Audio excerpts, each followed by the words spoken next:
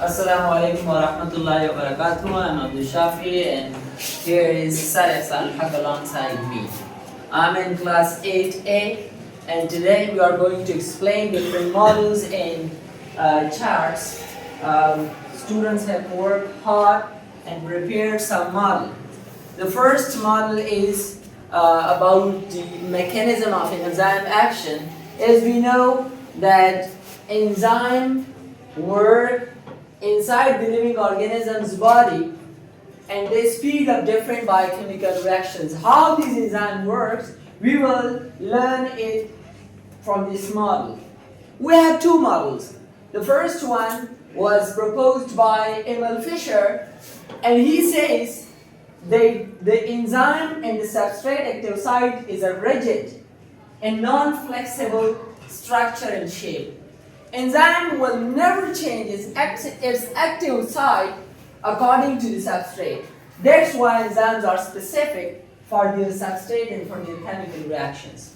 After that, approximately 60 years later, another scientist, Daniel Koshland, came and he says the lock and key model is not correct. It's impossible to find out all the enzymes so specific for their substrate. So he says that according to lock and key model, the active site is a rigid structure, non-flexible structure. Daniel Koshland says that the active site is not that much rigid.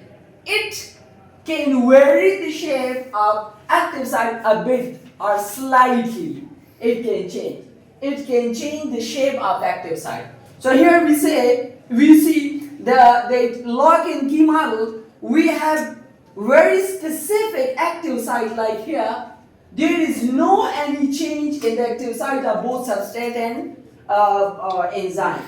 And here we see that the enzyme substrate complex is made, and after that the substrate will be changed into products. So Daniel Koshland says that it's impossible to find all the enzymes so specific for their substrate. So he says that the active site can slightly change according to the substrate active site. So he says that the active site is not a rigid. The enzyme will slightly bring change in the active site according to the active site of substrate. So here we see the active site is not clearly similar in contrast to the substrate active site. So the enzyme varies the active site slightly and just attaches with the substrate, and we see that the substrate is being converted to the product. So this is the main difference between the two models. That lock and key model says that enzyme is a lock, specific key means substrate will come and will unlock this lock.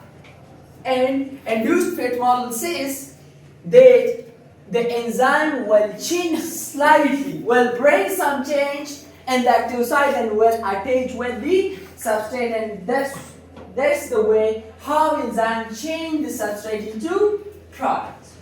Now going towards the other project, that is the chart of digestive system. This is a simple route from where does our food enters our body, and from different parts of our body where that food goes, the process of digestion does occur.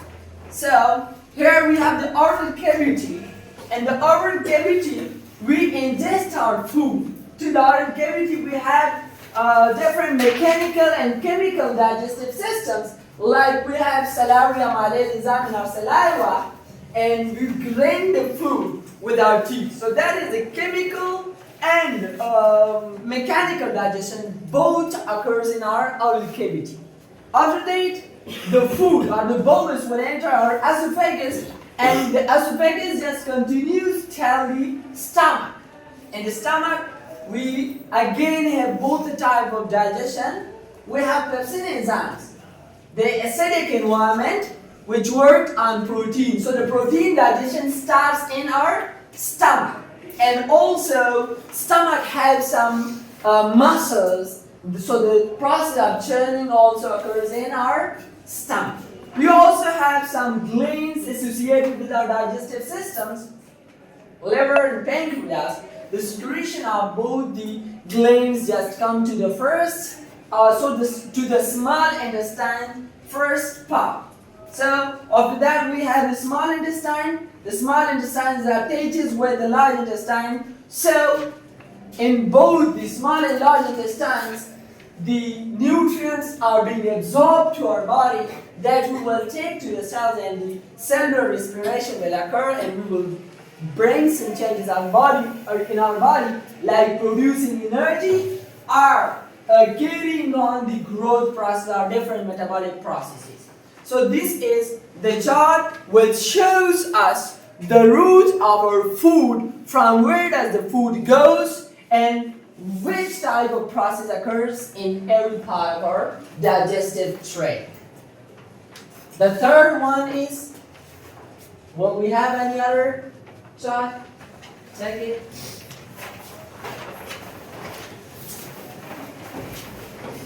This is a bit more clear. You can see every part of our digestive system, digestive tract, also known as gastrointestinal tract, GIT.